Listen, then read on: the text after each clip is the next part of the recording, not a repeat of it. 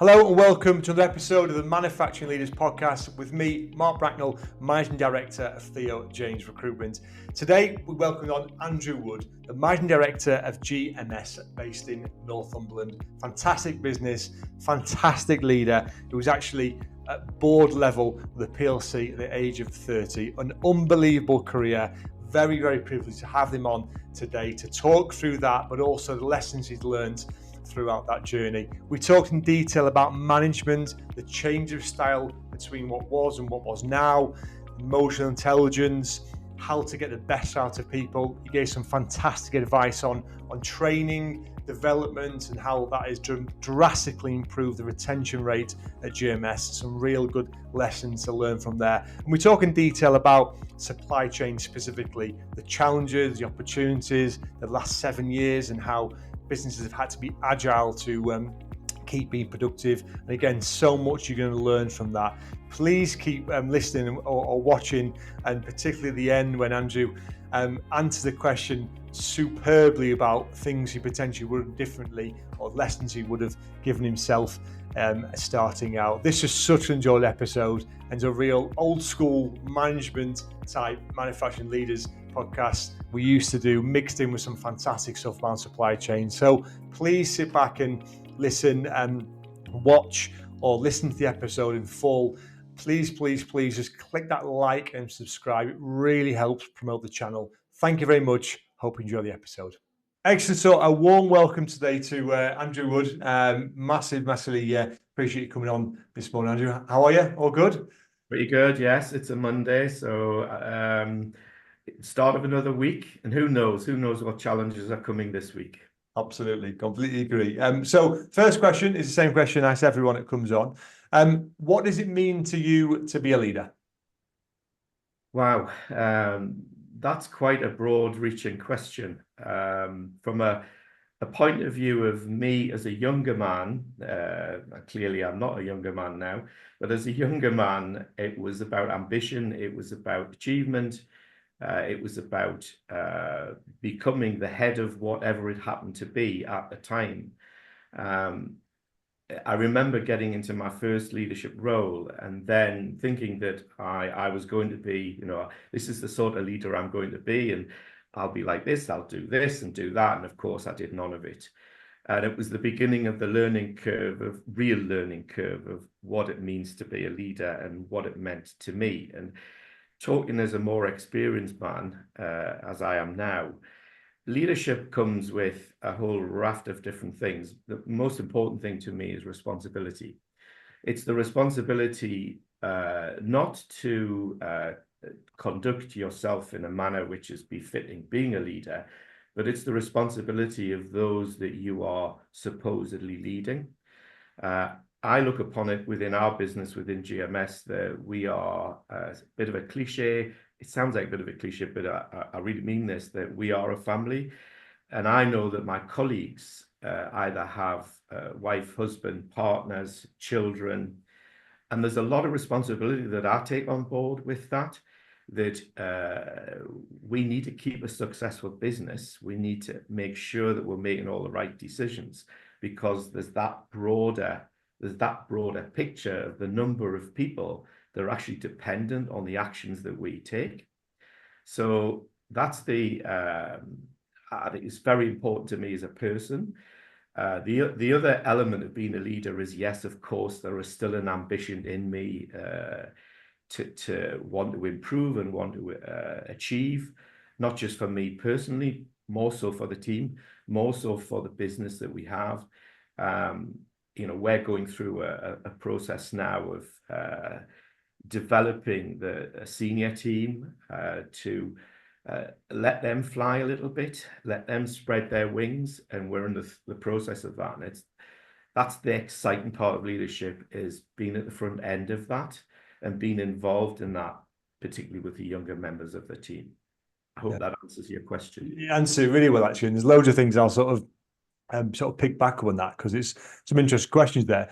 You mentioned, obviously, when you were first starting out, you had this idea of what a leader was meant to be and you wanted to be, which is interesting in itself, because I think a lot of people either fall into management or they're almost pushed into management because they're good at the job, which is another debate I'm sure we'll have. It was, by the sounds of it, was it something you'd always wanted to be, or can you remember the time where you thought, I want to be a leader? Well, I was the I played a lot of golf when I was a boy. I started when I was 9, and it was a you don't realize at the time because you're living it, you're enjoying it. But my parents sort of encouraged me to join the golf club. My father was a member of the golf club. I started at 9. I then got involved in the junior league team, and it was all really good grounding as a young person. And there was a gang of us. There was about 20 of us, similar ages, girls and boys, who went round to different courses, and you competed for the club that you were representing. And of course, that was my first sort of leadership role. Was I ended up captain when I was 13, and I recall having to stand up. The first time I was captain was South Shields Golf Club, and you had to stand up and make a speech on behalf of the golf club that I was representing, which was Tyneside, to say, how wonderful the greens were, all the normal things that you hear, the winner of the British Open saying, but slightly dumbed down.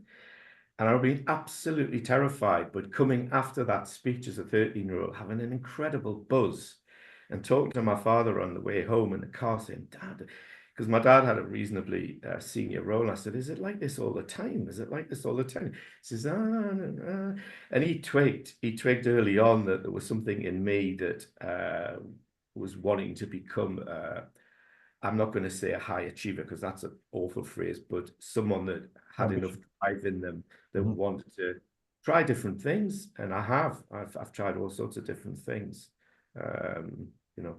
as your career evolves and as your life evolves as well. Do you think, because you'll have worked with a lot of leaders as well, and you can, you're an example of this. Do you think people are born with a level of that drive, ambition, or do you think it can and is taught typically? Or I'm going to set myself up here to get shot down. I don't think there's anything born. What arrives as a human being, and it's the environment in which the human being is allowed to grow and is supported to grow, that can engender, it can bring in that drive, that ambition, that purpose. There are some elements in an individual's character which I think are more akin to that respond better to that. But I don't think it's like some of the footballers or golfers that we see. Were they born like that? No. They were born with a talent, but the talent's been refined and it's been educated and it's been drawn out to the point with their drive that they've been able to do something with it. yeah. And what's interesting is you mentioned that sort of almost eureka point for you was at 13, which is very, very young, to have delivered that speech, which is an unbelievable thing to do at that age. I've often thought I'm not a fan of the school curriculum really. I'm quite passionate about that. I think it's built to pass exams at a young age and not necessarily get people ready. And I just think that's more fuel there to say that, if young people were learning how to do public speaking, how to be entrepreneurial, how to get themselves out their comfort zone from a very early age, which is what you did. If you never know, if that speech had come 4 years down the line, you might not have had the young sort of little bit of confidence or to do it. And then, do you know what I mean? It's one of those, isn't it? I just think that there's so much stuff when you're young that you're a sponge and we can learn so much more. Yeah, I think you're right. The word is confidence. It's sometimes confidence with ignorance because you're not quite sure. You haven't learned yet the failure word. And I think this is much talked about with young people that they're more likely to try things, particularly small children are more likely to try things because they haven't learned yet what failure tastes like or what rejection tastes like. So, and I think it's certainly, it's something I had never forgotten. And it's something that I've referred to on quite a few occasions for myself, but also to others that, every opportunity that comes along, have a look at it, consider it. And if it's right for you, have a go. have a go.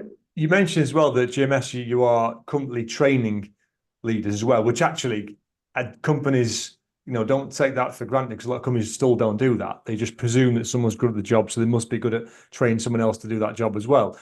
Is that something you've developed since you've been there, or is that something that they've had in a while for some time?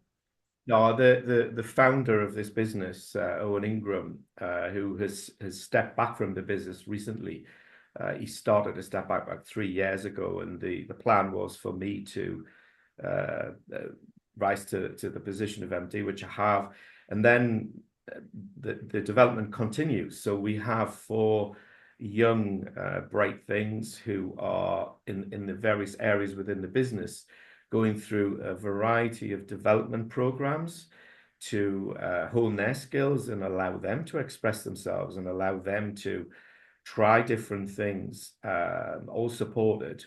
But this is something that we've done as a business, certainly as long as I've been here. I'm about to start my 12th year.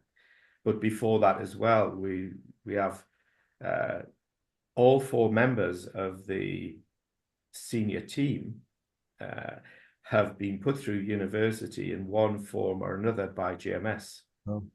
So qualified engineer, we have an MBA, we have a young man with his CIMA qualifications, and another colleague who has a degree in logistics, international logistics, all funded by the business. And that continues. We have other programs ongoing. One of our young quality technicians is starting in Newcastle College to start his engineering degree, and we're funding that. And that's just one of a few things that we do as a business.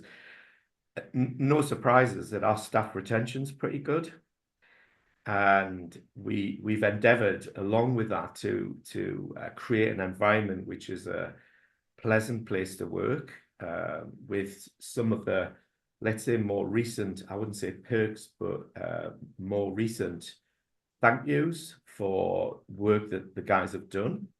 I think that's important as well, that we're always turning, we're always learning, we're always looking to embrace and take on board elements that are going to improve us and improve the life of the guys that work here. It's so important. I say it's no coincidence that the retention rate is good because of that, because it will be because of that, because people are getting looked after. If you were thrust into a situation in a new business, or a business which is existing, but they don't have that. If you were advising in a company, let's say, and they have no training process or policy, what would be the first place you start? It might be a company that perhaps can't justify at this stage putting X amount of people through university, or what would be the sort of first steps, would you say? Yeah, I think lots of organizations are not in a financial position to be able to afford that, and in some instances it's not right. It's not what's needed. I think talking and communication, and more importantly listening, for me would be the first step anywhere. Would be to understand what you've got, to understand what you have in your hand, and what it is you're working with, and what are the overall objectives of the business and the people that are presently driving the business. Because training development isn't about sending someone to university or to college. It's ongoing, and it's every day. There should be time taken. We have person development plans here for each of our individual. Every member of staff has a BDP, which is reviewed half yearly, and then at the end of year we have an end of year review, which based on performance and sets the stall out for the following year. And that's been a process of we didn't just arrive overnight at that point. You have to have some commitment that we're going to start this journey, and you've got to keep it going, and you've got to be serious about it. And of course it changes shape and it changes slightly direction, but I'm really pleased to say that we're at a point now where the senior team and some of the junior members of the team have embraced it, and they're doing it.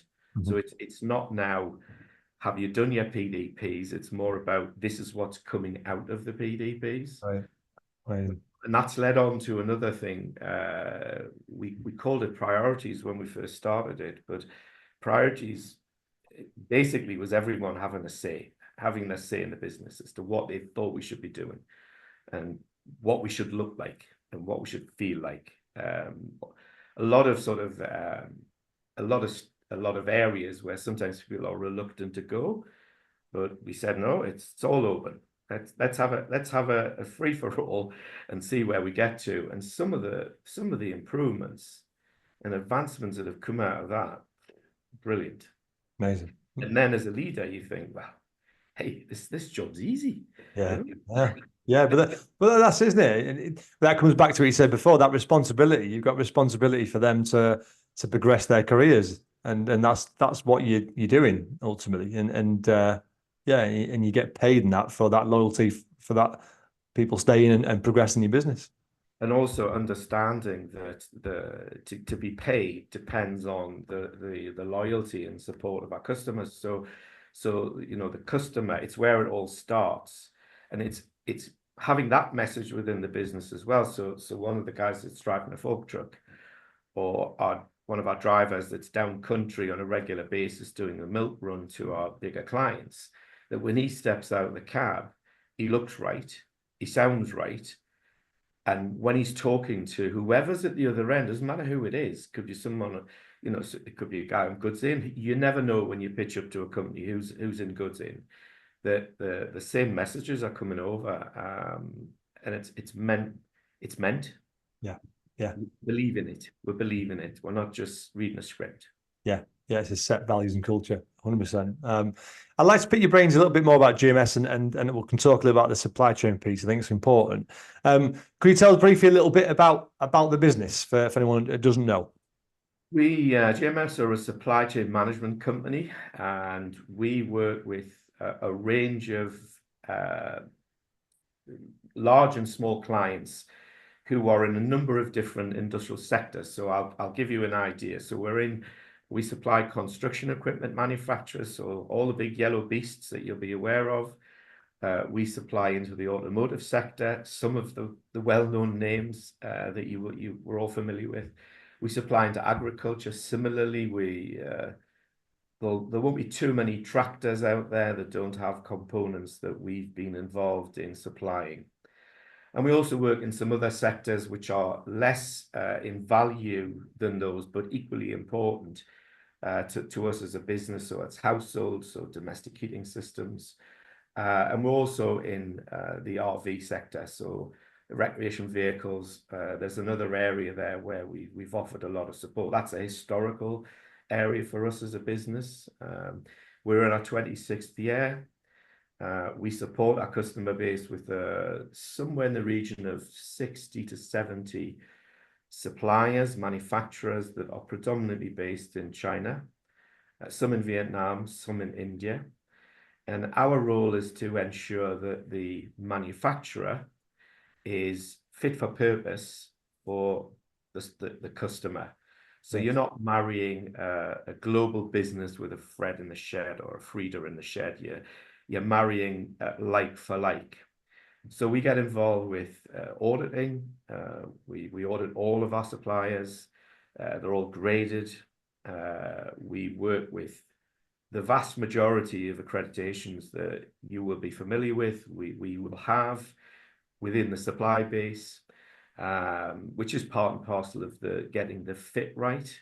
Mm-hmm. And we've worked with these businesses. Some of our best suppliers we've worked with since the beginning of our 26 years, and watch them grow and watch them develop and take on board new technology, which we've been able to share down the line, whether that's in cost savings, whether that's in VAVE, which has been and will continue to be a value to machinery manufacturers that are trying to improve their margins, that are trying to sell more product by having a more aesthetic or a more effective or a more efficient piece of equipment or product that they have. So, right the way through, we're involved. We store products, so we will have on average around 2 months worth of product. So it's all sold. It's either on a schedule or it's on a discrete order. And we then, with our own transport, we will deliver line side. So we'll deliver line side when it's demanded. So we are looking to offer low cost manufacture without the risk, buying from a a local source, whether it be a UK source. And from a financial point of view, they're paying on their normal terms. There's no extended terms to pay money up front, 6 months before you get any product. That's not how we work. When clients come to us and they engage with us, they will hopefully pay for product 30 days after net that they get the parts. So that's how we work. That's how we work. And obviously the last 2 years, last 7 years really, supply chain or manufacturing, engineering, markets connected to that, particularly supply chain has had its challenges, shall we say. It's been a time. I mean, how have you navigated through it? I guess what are the lessons you've learned during that time? Because it's been up and down and so hard to plan, hasn't it? It really has. Yeah, it has. I think it's an understatement when you say challenges.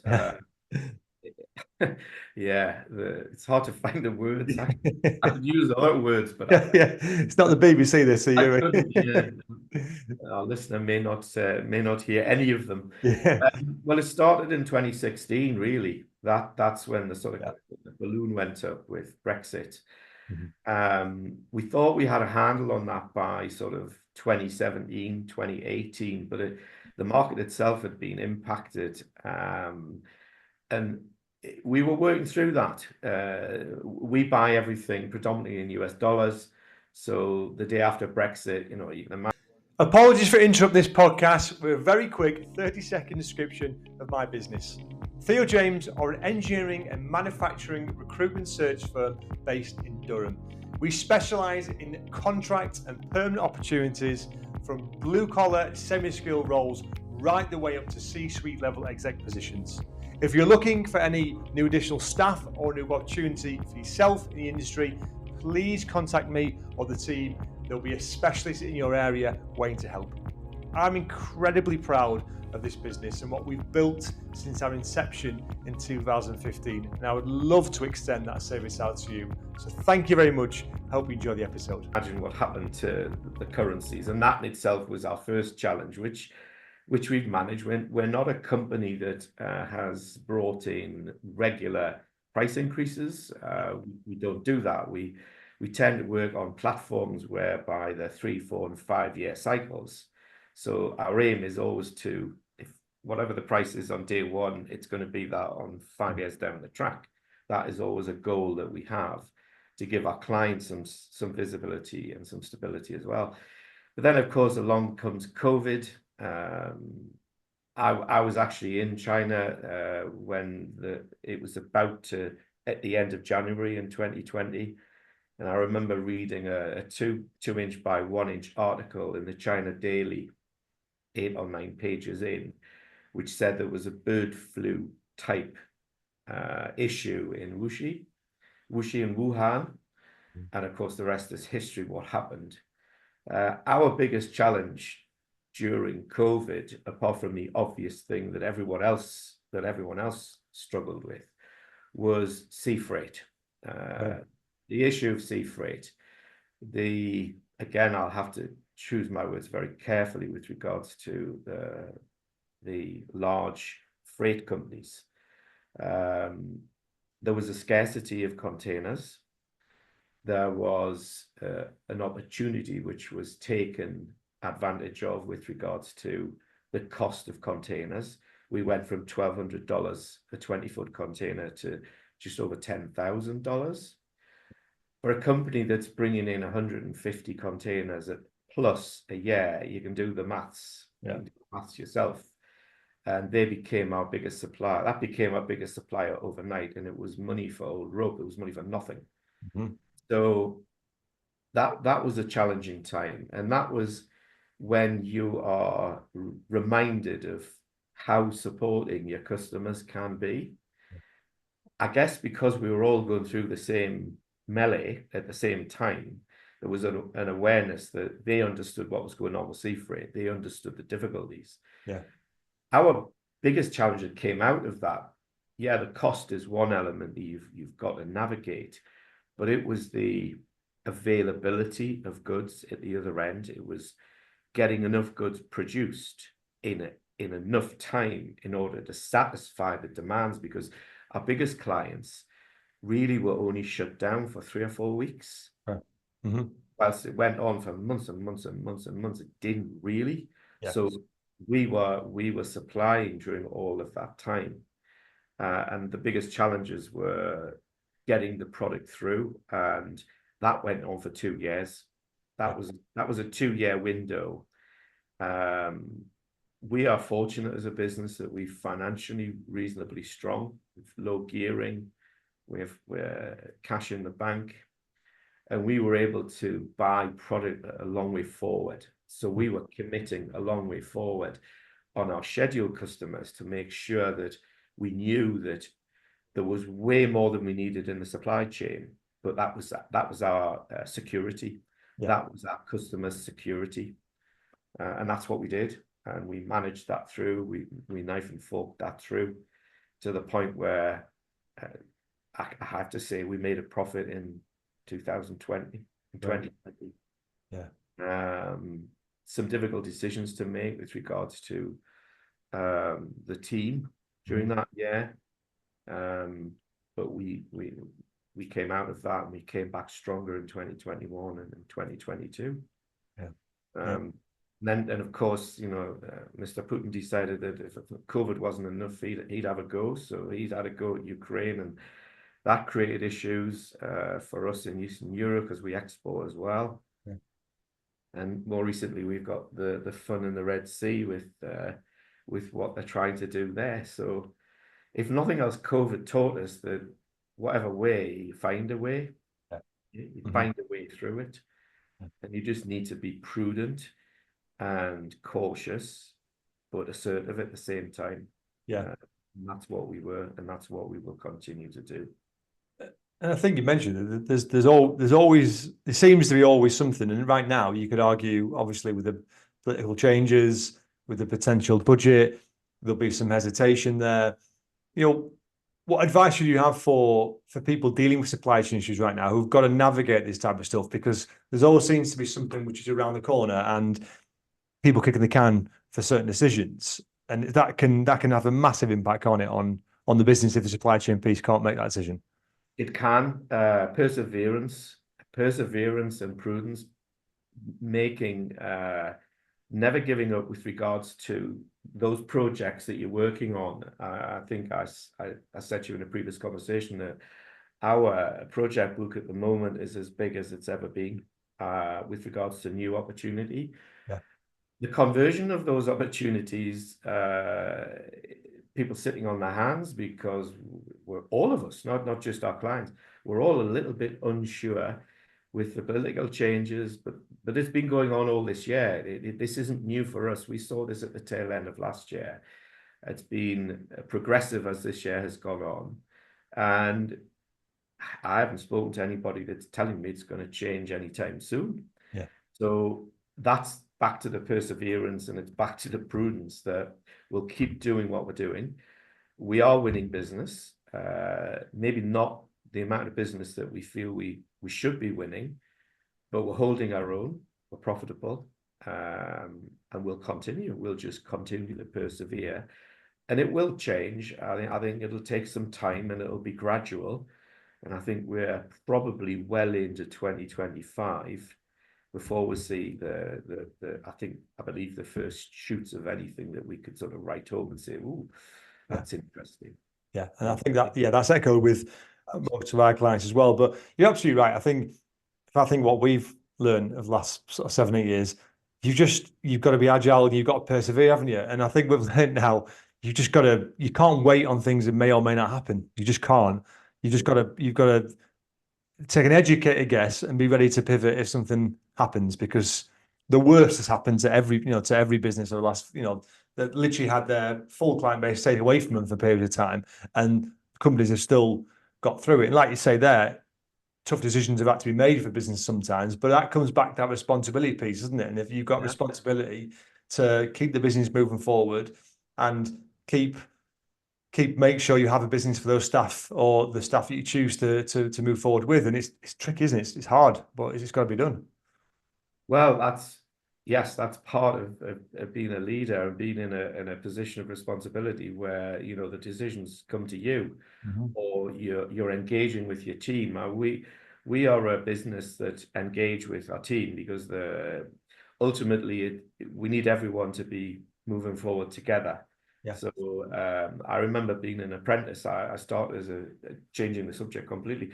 I started as an apprentice fitter and turner in the Vickers Training School back in I think it was the Victorian era. I feel like it was Victorian era. It wasn't. I feel like I remember arriving in the training school at Elzig, Vickers Elzig, and it was like being in the Victorian era. Um, but I recall that the style of management at that time was just so autocratic and so prescriptive, and you didn't know any different because you're starting work as a young man and you think, oh well, if that's how it is. Yeah, yeah. Of course, it's only when you meet which I did subsequently, you meet managers or supervisors that aren't actually that autocratic, that are more inclusive and collective. You think, I think I prefer that style Yeah, yeah. to that style. And that's the beginning of you as a person, starting to cultivate your own sort of pathway as to maybe what you want to be like if you ever get to that point where you become a leader. Do you think that has drastically changed? Because every leader I have on here, maybe it's because people who want to come on a podcast are that way inclined, they're very progressive the way that they think. But it seems to me like the tide has turned now, that what people will accept how they are managed, and people have had to then, or wanted to change. Have you seen that change over the years in terms of the style Yeah, of leaders? Hmm. yeah, definitely. I meet peers of a similar age, and it doesn't take you very long to Hmm. work out the style Yeah. that they have. Um, and I think for me, where I used to think I was a bit odd because I wasn't autocratic. I was more collective. It was more about sitting down with the senior team and say, right, guys, what do you think we should be doing here? Yes, sometimes you have to make a decision. But then there's others that are of my peers, as I say, who are, I guess, a little bit lost in the olden times. Hmm. I think the having more and more ladies, more and more younger women in management and in business in general has added to that significantly. I know my wife has got a fairly senior job with what she's done, and she used to talk 20 years ago about a glass ceiling, and you know, that's not quite as it was. It's still in some areas a little bit like that, but it's definitely changed, and I think that's helped the whole of leadership across the patch. Yeah. Yeah. Um, that we are all together and we're dealing with people from so many different backgrounds, from so many different genres and walks of life, that you must be inclusive, you must be collective if you want to get anywhere. Yeah, 100%. Which is a nice segue actually, that, because I think manufacturing still is perhaps behind the times for that little bit across the board. It's still, particularly the Northeast. I think there's still a lack of real diversity there. But I'm now seeing businesses start to be proactive to change that, and it can take some time. Is that something you've seen businesses now start the last sort of 10 years to start to try to change and to give those opportunities and to be different the way they recruit, perhaps? Yeah, we can do it from a top line, which is how many purchasing managers do we deal with that are female? Lots. Yeah. How many purchasing managers do we deal with that are from a different faith? Lots. Yeah. And it's brilliant, we're an inclusive country, and I think that's added significantly. But it's, as I said a few months ago, I think it's added significantly to the way leadership is going. Yeah. And that tide's gone now. That ship sailed on the autocratic style. It would be suffocated in today's world. Yeah. It just won't work. It won't last, Mhm. which is good. I can say my point of my career, which is at the sort of, the tailing off of my career, that's one thing I can be quite happy about, that uh, the style of leadership now is, and you know what, in 20 years time, the exciting thing is, who knows what it's going to be like. Yeah, What's the next wave going to bring? What's the next generation going to adopt? yeah, That's yeah, quite exciting to know that. What are my kids, one of my three, where are they going to be? How are they going to be? How are they going to behave if they ever become leaders? yeah. It's funny actually. I've got a contact who works for Durham University in their sort of management training school, and they asked me to have a look at the new sort of course they've got and any advice I would give based on my limited experience. But the one thing I did say is I see now a big surge of the emotional intelligence piece and how important that is in leadership. And they said actually that's something they are going to put in. But it's a good example, isn't it? If you'd have said emotional intelligence even 15 years ago, no one would have known what it. Do you know what I mean? It would just been Yeah, thrown they out. wouldn't, It wouldn't. But now, you can see people see how important it is, and actually the results you get from talking. You mentioned yourself there, sitting down with leaders and asking them what they need and listening to them. That's what it's all about, isn't it? That essentially is emotional intelligence, really. I think so, and I thought that for a long time. So yeah, it's I believe, I'm told it's my style, how I operate with the team, Yeah. and outside the team when I'm working with clients as well, because it's important that you don't leave your empathy at the office door. Yeah, 100%. I want to ask you a quick question. You mentioned before about part of the role there is you match up and you marry up suppliers and you audit suppliers and what makes going. It'd be interesting to do a bit of a checklist there in terms of suppliers. What makes one which is effective and could work well with another company? Because I think companies always try and improve on that. Any advice you'd give on that side? Would you say, or is it just a case of horse for courses, how they work with each other? Obvious. I'm probably going to say some obvious things here, or they may seem obvious to me. Um, Compatibility. So compatibility, not just in I mentioned about the size for size element, compatibility and approach, compatibility in their style and mannerism to how they approach business, their levels of empathy with how they interact with us Mm-hmm.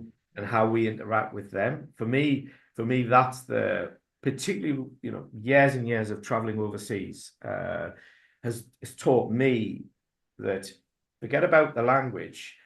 Uh, you get into sort of the nuances of how you interact, even when you don't understand what each other are saying. You can get the vibe from someone, whether they're on the same page or not.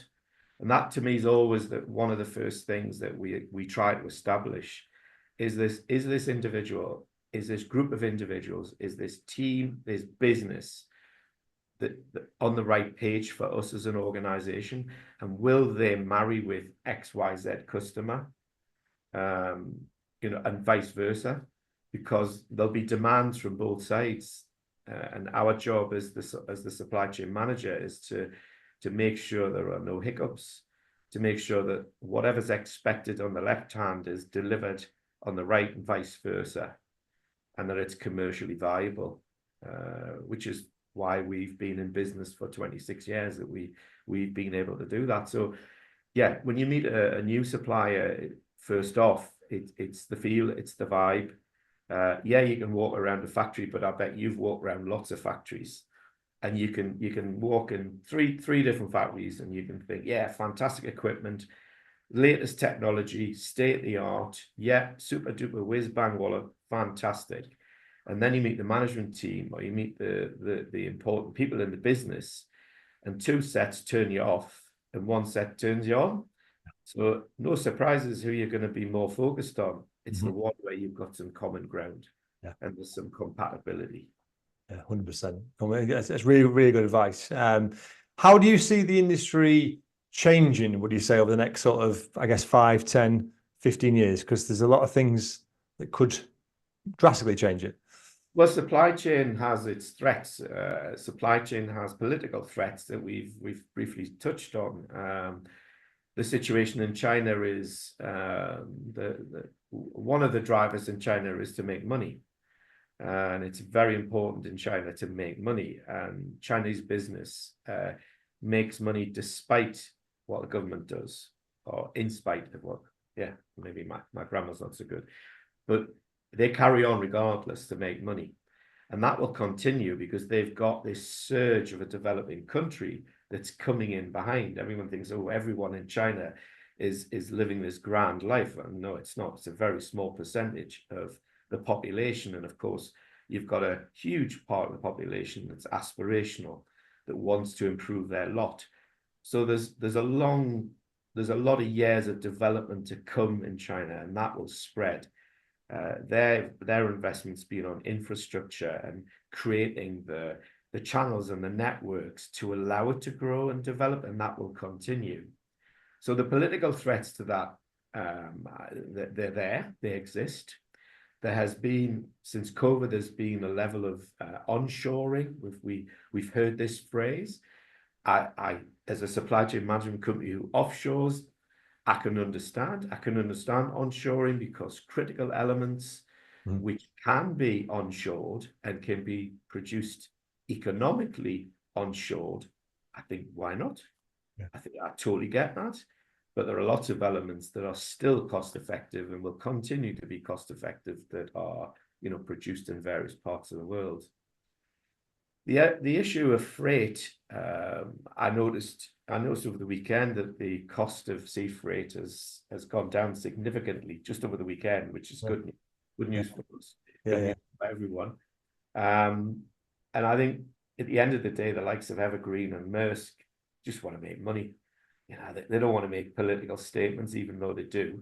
They just want to make money. So it's, again, the wheels of industry turning. And I think that's not such a threat as it's been. And as the issues in the Red Sea will get sorted out, and like you said, there'll be something else comes along next year or the year after, and we'll all fret and wave our arms in the air, and then eventually get the grips with it, and everything will be fine, and we'll have forgotten about it, and we'll move on. Yeah. So there's opportunity. There's still opportunity. There are areas of the world which are still untapped. There are areas of Southeast Asia where there is a skill set, and more importantly, there is a desire. Mm-hmm. There is a desire and hunger to have a better life. So I can see Vietnam coming. I can see Cambodia coming. Countries like that. There's already a budding automotive industry framework set up in Indonesia. Yeah. That will only develop as that country continues to develop. So, there are areas, even without considering the infrastructures that exist in Latin America.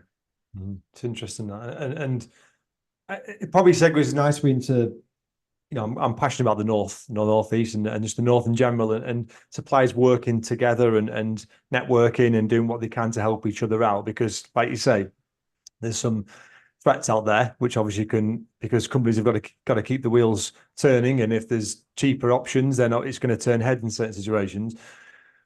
I've seen a big surge of networking, I would say, post-COVID. I think that was a time where companies lifted the bonnet up and started to help each other, and I think some of the local sort of alliances have really sort of benefited from that, which I think is brilliant.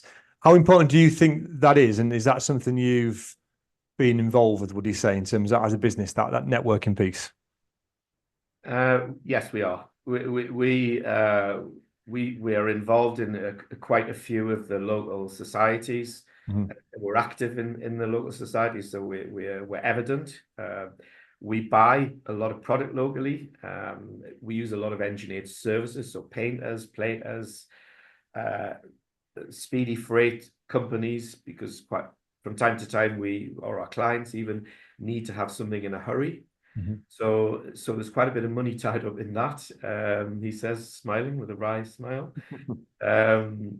So and then not to forget that our employees, our team, are all local. So we play a part in the local economy through the guys that we employ and their families. But we do reach out into the local community. We're involved in charities. We're involved in volunteer elements as well. We've got individuals in the business that are involved with that we support. So none of us are. I'm also passionate about the Northeast. I was born and raised in Corbridge, so I'm a local boy as such. So I understand what it means to me, and I understand what it means to a number of people within our business, that we play our part, and we will continue to do that. Yeah, it is. It's because it's difficult to put a return on investment in this type of stuff. It really, Jim, I find that, we go to networking events and it's so hard sometimes to understand where that relationships come from. But has that changed with the manufacturing, where traditionally it'll be the trade show route for a lot of companies and versus networking? Is it a case of just being diverse and getting to everything, or is it a case of understanding what works for the business and doubling down on what you say? Yeah, I think we have spent quite a bit of time in our selective approach. So it's understanding, not wanting to sound mercenary, but time and evaluating which are the better organizations, which are the better events to go to. But then we also attend events that we've been asked to for our support. Yeah. So we're not going to get anything out of it. Fine, that's fine. We're there to support. We're not there to take. So we do that as well. It's not just about one thing, like you said. Trade shows. We will be exhibiting at the Llama show in January, which is the biggest agricultural show in the UK, and that's mid-Jan. We're doing an automotive exhibition, I believe, is in May also. We've got a rail exhibition this week, another rail exhibition in November time. But then we do a fair bit locally as well. So it's mixing and matching as just to what's appropriate for us as a business. Yeah, love that. Excellent.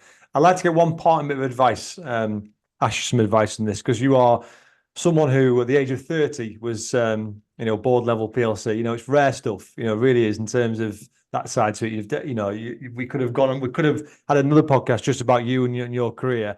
So the question I'll ask you is, I don't know if you've ever thought about this or not, but what advice would you give yourself now if you could go back? I'm not going to say all those years ago from when you first started out? What do you say? Again, you're going to have to bleep out a few of the that's not a word when you're on a podcast, is it? We'll go past watershed. Arrogance, conceit. I couldn't possibly tell you what my sister said to me, because you tend to take notice of your big sister. You're gonna have to know. You're gonna have to. You do, and that at that time when I had aspired to that position and was had money around my ankles and money around my shins at the time, you think you can walk on water, and you can't. You're human just like everybody else. And I allowed the position and the rarefied air of that position, meeting stockbrokers, doing the rounds at in the city, getting hooked into that intoxicating environment of believing that, well, it was like this every day, isn't it? Isn't it? We get butlers serving us champagne and we go to fine restaurants. This is the norm for the lad from Corbridge, isn't it? No, it isn't. It was a make-believe world, and it took me a little while to, with the help of my sister, to actually walk through that and learn. So the advice that I would give the guy I am now to the guy I was then was to be far more, using the word you brought up, far more empathy, far more of the ability to listen, and not to believe my own press, that actually it really is not that important. It's important what you're doing, what you're looking at, who you're working with, who you're bringing with you, who you've got engaged with you, who's part of it, who you care about. And it's not about you. It's not about you as the individual, about them. So them being whoever it is you're with in the team, whether that's with my wife, whether that's with my kids, but also the group of people that we have closest around us when we considering our career. Yeah, it's a brilliant answer. Brilliant answer. What I find interesting as well is when people answer that as well is ultimately it would have been great to give ourselves advice, but actually it's made you who you are. And I imagine now when you lead people, you'll see certain individuals who remind yourselves of you at that age, but you know how to manage them because you know it's, isn't it? Yeah. It's marvelous when you just think, yeah, Uh-huh. it doesn't see the manual cover coming. Yeah, yeah. Certainly, yeah. But you kind of got to go through that age, that level of just I can't be no one can touch me, and yeah, it makes who you are. Yeah, Yeah, interesting. interesting, really interesting. Good question. Good question. And just before we part ways, what's next sort of 5-10 years looking like for GMS? What's the plans? Some exciting stuff. Well, we're in the throes of a scale up. We've been through a program with RTC, which is Scale Up Northeast, and we particularly with the senior team, we started a development process at the beginning of the year, which is 5-year plan to look at repeated and assured growth. So all of the elements that come with that, which obviously starting with them, really, it starts with them as individuals and then them as a collective and them as a team, because they're going to be doing it, which they've bought into and they want to. So yeah, that's where we are. So 5 years is continued growth, more into electric vehicles, more into automotive, cement our position in construction equipment. We have a strong foothold in that. And also the moving into rail, we've been successful in the rail sector of late. So there's a lot more opportunities there to be had. And continuing the development cycle, just never getting to the point. I keep saying to the guys, never get to the point where you think you've done it. Never get to the point where you think it's all behind. It isn't. It's all in front. It's all in front. Great answer. And look, thank you so much. It's been a real privilege, actually. The career you've had is unbelievable. I know you're a humble man, so but you've done it. You've played down what you've done, but an amazing career and loads and loads of great lessons in this episode for people. Just in terms of the management styles, the empathy piece. There's some real specific stuff there about the supply chain piece and planning and all that comes with it. So it's been a great episode. I've learned loads. The time has flown. So thank you, Andrew. I really appreciate it. No, thank you very much. I never thought I'd had anything interesting to say. You have. Okay. All right. Thank you. Thank you so much for listening to this episode of the Manufacturing Leaders podcast. It absolutely means the world to me. Please let me know if you need any assistance.